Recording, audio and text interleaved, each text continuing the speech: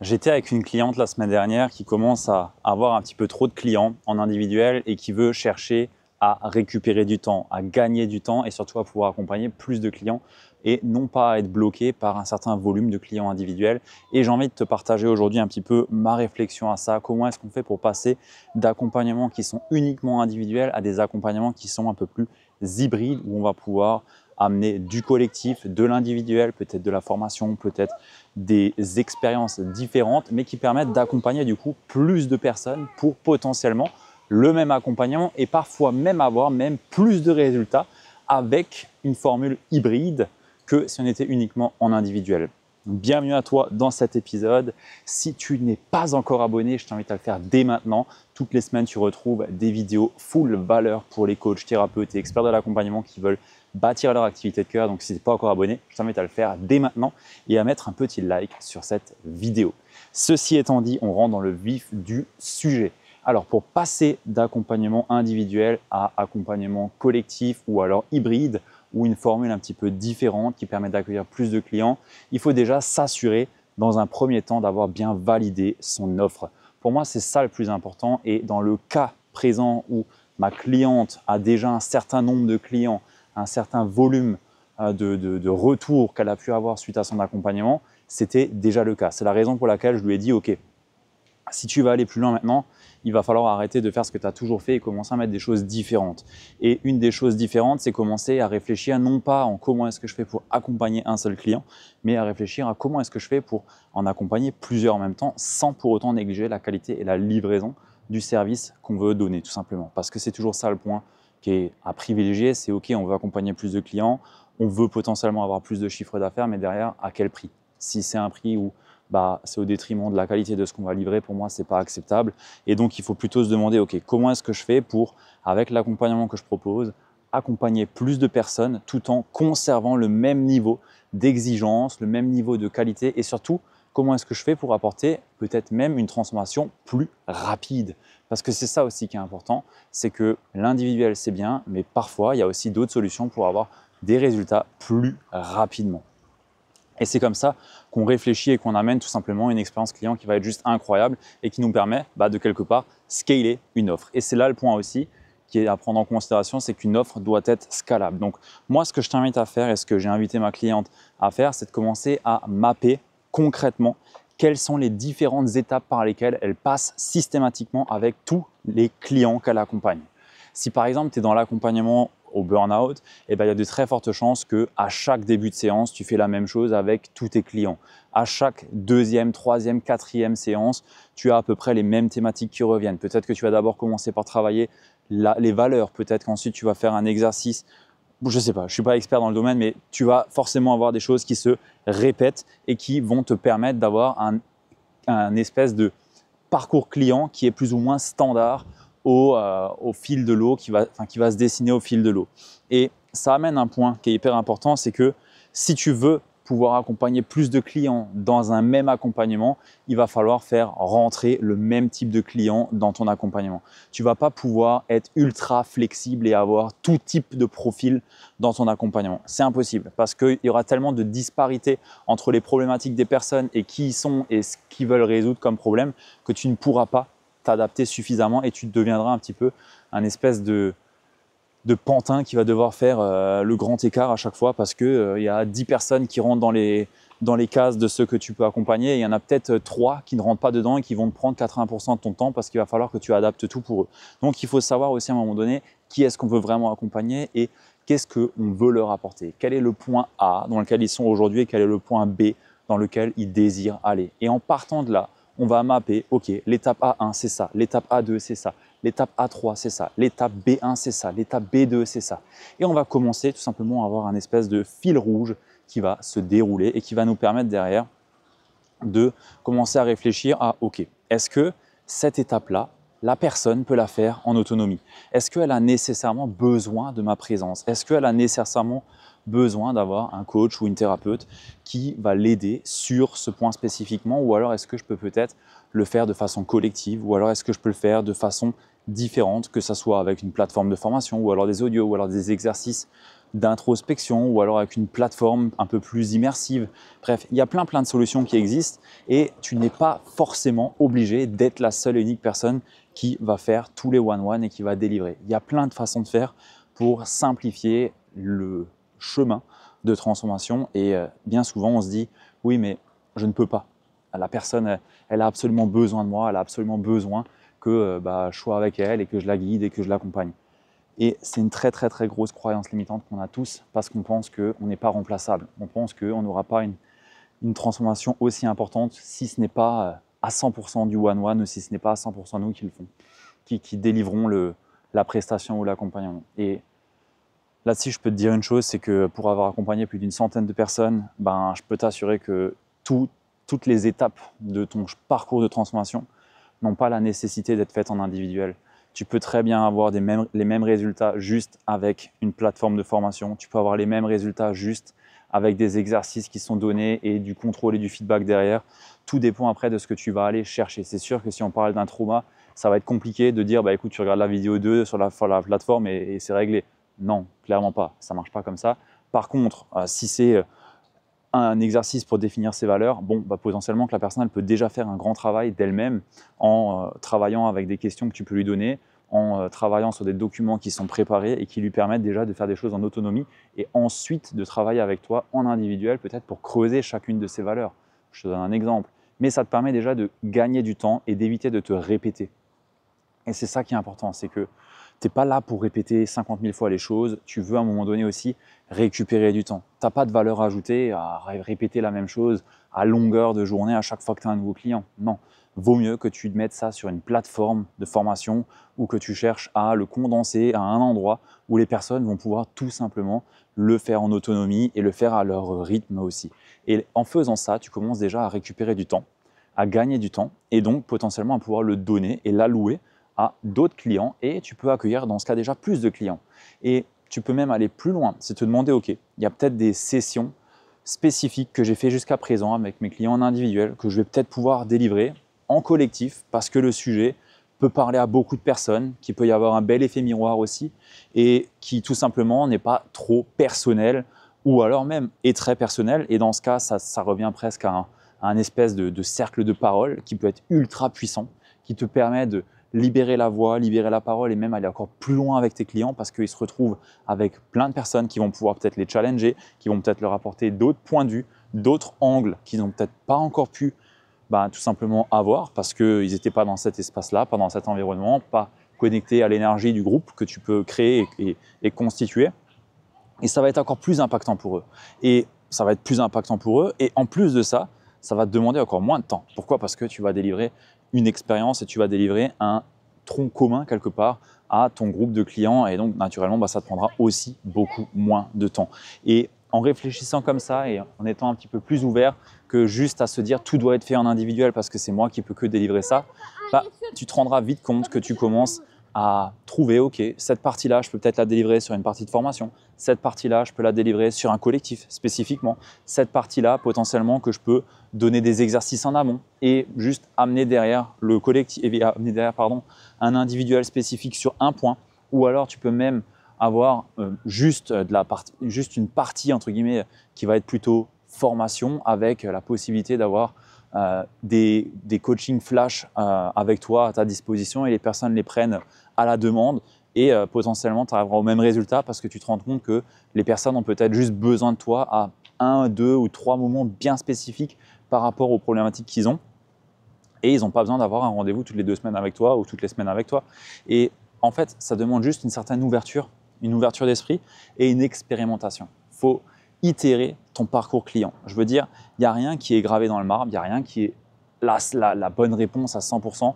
On est tous différents, on a tous des problèmes qu'on vient résoudre qui sont différents et surtout aussi des appétences qui sont différentes. Je veux dire, personnellement, le one-one, on l'a gardé dans notre accompagnement. Pourquoi ? Parce que je sais à quel point c'est important sur des moments spécifiques et en fonction des personnes de pouvoir avoir un coaching individuel sur une partie spécifique qui est plutôt identitaire ou un regard spécifique sur une stratégie marketing ou que sais-je et que ça a énormément de valeur. Donc, on l'a gardé. Et c'est même en illimité et les clients peuvent le prendre en illimité. Et c'est comme ça que nous, on a voulu fonctionner. D'autres personnes n'en ont pas besoin et donc ne vont pas solliciter ces coachings individuels. Mais il y a des personnes qui vont les solliciter parce qu'ils vont en avoir besoin. Mais on a eu une réflexion à un moment donné de se dire, OK, est-ce qu'on veut mettre des rendez-vous imposés toutes les 2 semaines ou est-ce qu'on veut plutôt donner la responsabilité chez nos clients, du coup, à se dire, OK, ils ont des problèmes, ils veulent résoudre des problèmes qu'ils ont. Dans ce cas, ils vont solliciter notre équipe de coach ou alors le Customer Care qui s'occupe de la réussite de nos clients va chercher directement le coach qui va être adapté à sa situation et à sa problématique. Et comme ça, on est beaucoup plus agile, on est beaucoup plus rapide aussi pour les aider. Et ça, c'est ce type de réflexion qu'on peut avoir avec l'équipe pour se demander, OK, comment est-ce qu'on fait pour livrer la meilleure expérience client sans pour autant avoir la nécessité d'être constamment présent avec nos clients et en gardant une qualité de service qui est juste exceptionnelle et qui permet d'ailleurs de leur amener les résultats qu'ils cherchent à avoir. Et cette réflexion-là, je t'invite à l'avoir. Il y a un autre point, c'est que quand on veut passer de l'accompagnement full individuel, où on fait que du one-one, on délivre que de la séance, à un accompagnement un peu plus hybride, un peu plus où on va avoir du collectif, de la formation, de l'individuel et d'autres choses, on peut aussi se demander à un moment donné, est-ce qu'on ne pourrait pas déléguer des choses qu'on a fait jusqu'à présent en individuel, mais qui peut-être ne nous nourrit plus tellement et que on pourrait déléguer à quelqu'un. On pourrait le déléguer, par exemple, je te donne un exemple, si tu es dans du coaching business, potentiellement tu pourrais déléguer une partie de ton accompagnement sur la vente parce que c'est peut-être pas ton dada, c'est peut-être pas la chose que tu préfères et tu pourrais très bien recruter une personne qui fait un collectif à tes clients sur la partie vente, par exemple. Et cette personne-là, elle est ultra compétente dans le domaine, elle apporte un autre regard que ce que toi tu peux avoir par exemple sur la vente et elle va prendre plaisir à animer un collectif à tes clients toutes les semaines par exemple et tu vas augmenter encore l'expérience client que tu vas avoir et tu vas avoir une personne qui, elle, va être dans sa zone de génie, va vraiment pouvoir amener une valeur incroyable à tes clients sur le sujet spécifique que tu vas déléguer et tout le monde sera gagnant. Toi, tu te libères entre guillemets du temps sur un truc que tu n'avais pas forcément plaisir à délivrer et de l'autre côté, tes clients retirent énormément de valeur d'une personne qui est ultra compétente dans ce qu'elle fait. Et là, on peut se dire, OK, parce que je connais un petit peu les objections, c'est personne ne peut me remplacer. Je ne peux pas déléguer la livraison de mon accompagnement à une personne. Je ne peux pas. Et je le comprends complètement. C'est ultra difficile de trouver les bonnes personnes pour nous aider à délivrer notre accompagnement. Par contre, je peux t'assurer d'une chose, c'est qu'aujourd'hui, tu as des concurrents, tu as des personnes qui font la même chose que toi. Et ces personnes-là, elles pourraient potentiellement être des personnes à qui tu délègues ton accompagnement parce qu'elles font la même chose que toi et qu'elles sont tout aussi compétentes que toi. Et une des croyances limitantes qu'on peut avoir quand on commence à réfléchir à « OK, je veux déléguer, je veux commencer à me libérer du temps, je commence à grossir, mon activité commence à se développer », c'est de se dire que personne ne peut nous remplacer, personne ne peut remplacer ce que je fais. Et la réalité, c'est que si tu as des concurrents, tu es remplaçable. Tes concurrents font la même chose que toi et résout le même problème que toi. Donc oui, tu peux clairement être remplacé par un de tes concurrents. Et si aujourd'hui, tu es en phase de croissance et que ce qui te limite le plus, c'est ta capacité à te libérer du temps pour pouvoir avoir plus de clients, sache que tu es ta propre limite et que les concurrents que tu peux peut-être avoir aujourd'hui vont prendre ta place si aujourd'hui, eux, sont en mesure de déléguer et accepter plus de clients. Donc, il y a un moment donné aussi où en fonction de ton chiffre d'affaires, il faut accepter que tu peux déléguer les choses et que c'est même très plaisant de déléguer les choses parce que tu rends service déjà de une à toi, tu t'honores parce que tu te libères du temps sur des tâches potentiellement qui ne te nourrissent pas plus que ça. Et de l'autre côté, tu donnes ces tâches-là à une personne qui prend réellement plaisir et qui, elle, va nourrir ses valeurs au travers de ce que tu peux lui donner comme opportunité. Et ça, c'est juste formidable. Donc, je voulais t'apporter ce point-là aussi parce que je trouve qu'il y a trop de personnes qui ne s'autorisent pas à déléguer leur accompagnement ou une partie de leur accompagnement parce qu'ils ont un petit peu trop le regard sur leur nombril à se dire que c'est les seuls à pouvoir délivrer ce qu'ils délivrent. Non, en fait, pas du tout, pas du tout. Il y a tellement de personnes qui sont plus compétentes que toi dans ce que tu fais ou alors ultra compétentes sur des domaines bien précis de ton accompagnement et de ce que tu peux faire. Et ça, je peux te le dire, et ce n'est pas qu'une question d'accompagnement business ou pas. Tu peux très bien, on a des clients qui délèguent sur de la partie, sur des domaines dans le bien-être, sur l'alimentation. Tu peux déléguer dans tellement de domaines, tu peux déléguer des choses sur la partie livraison spécifiquement.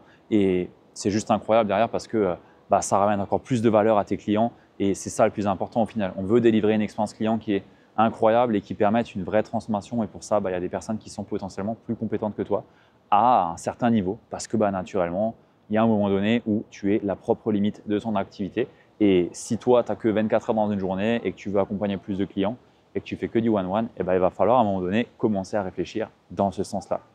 Donc voilà ce que je voulais te partager sur comment est-ce qu'on fait pour passer d'un coaching individuel à un coaching un peu plus hybride. Et si je devais juste le résumer pour que tu aies les grandes lignes, c'est concrètement réfléchir à tout ce que tu fais avec tes clients. Qu'est-ce que tu répètes à longueur de journée? Quelles sont les thématiques qui reviennent constamment? Et map réellement le parcours client. À cette étape-là, c'est là que c'est le plus important, c'est vraiment mapper à 100% le parcours client pour commencer à standardiser un petit peu les choses et commencer à les structurer de telle sorte à ce que tu puisses tout simplement accueillir plus de personnes et surtout que tu puisses amener les mêmes résultats sans pour autant être la personne qui va être avec elles et leur tenir la main sur toutes les séances. Parce que naturellement, hein, je peux te le dire, c'est 100% sûr, il y a des choses que tu peux leur faire en avance ou alors en autonomie et juste être là un petit peu derrière l'arrière à donner du feedback et leur permettre d'avoir un regard sur ce qu'ils sont en train de faire et derrière leur amener une séance individuelle peut-être, mais par la suite, dans un second temps. Et tu auras déjà gagné du temps, tes clients aussi, et ils auront déjà avancé d'eux-mêmes aussi. Et ça, c'est hyper important dans l'accompagnement, il faut aussi savoir responsabiliser ses clients. Et ça, on l'oublie trop souvent. Le syndrome du sauveur est bien présent chez les coachs et les thérapeutes, hein, mais je veux dire, prendre par la main tes clients à 100% et être constamment sur leur dos en leur donnant tout ce qu'ils ont à faire de A à Z et être tout le temps derrière pour regarder est-ce qu'ils ont bien noté A, est-ce qu'ils ont bien noté B. Il y a un moment donné où ça leur retire une certaine responsabilité aussi et où tout simplement on ne les sert pas. Et pour moi, on est là pour les servir. Et quelquefois, amener un petit peu d'autonomie et aussi de responsabilité, ça permet de les faire grandir. Et ça, c'est hyper important. Donc, je voulais aussi amener ce point-là parce que trop souvent, c'est négligé. Et on veut être un petit peu cette personne qui répond à tout moment. Et j'étais un peu cette personne aussi. Et force est de constater que nos clients, ils peuvent aussi faire des choses de leur côté. Et on peut leur amener du feedback par la suite. Et ils sont hyper contents parce que ça leur permet d'avancer. Et nous, derrière, ça nous permet aussi de leur amener un regard extérieur, un feedback, sans pour autant être 100% avec eux, à passer du temps. Parce que le temps, c'est une ressource qui est hyper précieuse et on en a tous 24 heures par journée. Et il faut aussi savoir prioriser les choses et savoir qu'est-ce qui est le plus important, là où tu as le plus de valeur ajoutée à apporter. Donc, une fois que tu as fait ce parcours client, que tu as vraiment tout mappé du point A au point B et que tu as vraiment bien expliqué chacune des étapes, tu te demandes, OK, est-ce que ma présence lors de cette session ou lors de cet exercice est vraiment nécessaire ou est-ce que je peux faire ça différemment? Et faire différemment, c'est formation, exercice sur un Google Doc ou un Notion, c'est coaching collectif, cercle de parole, peut-être immersion présentielle et d'autres idées que tu peux peut-être avoir. Et là, il faut être créatif. Je veux dire, il n'y a pas de limite. La seule limite, c'est ta créativité et l'autorisation que tu te donnes aussi. Mais je veux dire, tu peux clairement faire des choses juste incroyables que j'ai peut-être même pas idée, mais juste parce que c'est quelque chose que toi, tu as en tête et tu te dis, ouais, ça c'est trop bien si on mettrait, je sais pas moi, un groupe avec… par exemple, j'ai un truc avec une cliente qui a hyper bien marché et qui, elle, fait des challenges. Ses accompagnements, c'est sous format challenge. C'est-à-dire que elle prend une thématique spécifique autour des peurs et si elle écoute la vidéo, elle se reconnaîtra. Mais en fait, ce qu'elle fait, c'est qu'elle prend une thématique des peurs. Elle va prendre une peur, par exemple, autour de l'argent, thématique de l'argent, boum. Elle va faire un challenge sur, je ne sais plus, 6 semaines. Et tous les jours, ses clients vont avoir une action à faire. Et en fait, le parcours est réfléchi de telle sorte à ce que lorsque le client fait une action, ça lui permet de travailler certaines parts de soi et lui permet de sortir un petit peu de son confort, mais d'être directement mis en mouvement et dans l'action parce que c'est son truc à elle. Et donc, elle lance tous les trimestres un nouveau challenge spécifique sur les peurs et sur des peurs bien spécifiques. Et du coup, c'est ultra novateur, c'est ultra spécifique et ça lui demande quasiment pas de temps parce qu'en fait, ces challenges, elle les travaille à l'avance et elle donne les actions avec les ressources nécessaires pour que les clients puissent le faire de leur côté. Et tous les jours, les clients, ils font leur challenge et ils le partagent dans un groupe Telegram ou WhatsApp ou je sais plus. Et ils ont juste des résultats incroyables. Ils ont juste des retours qui sont incroyables. Enfin, elle a des retours qui sont juste incroyables et ça marche super bien. Et là, elle a un modèle qui lui permet d'amener une transformation directe, des résultats concrets, sans pour autant avoir la nécessité d'être en individuel avec chacun des clients. Et ça, je trouve ça juste incroyable parce que c'est un modèle qui est scalable à l'infini en fait. Elle peut mettre autant de clients qu'elle veut dans ce type de programme, elle n'aura aucun problème. Alors après, elle a aussi mis quelques sessions one-one dedans, je crois. Donc voilà, après, elle a adapté. Mais tu vois, juste en réfléchissant avec sa créativité, avec ce qui nous intéresse et comment est-ce que nous on voit les choses, notre vision de l'accompagnement, de comment est-ce qu'on veut faire avancer nos clients, on peut avoir des formats qui sont un petit peu atypiques et qui ont leur particularité d'amener tout autant de résultats que si c'était que du one-one, que de l'individuel ou voire même que du collectif. Et il ne faut pas rester fermé en fait, il n'y a rien qui est fixé.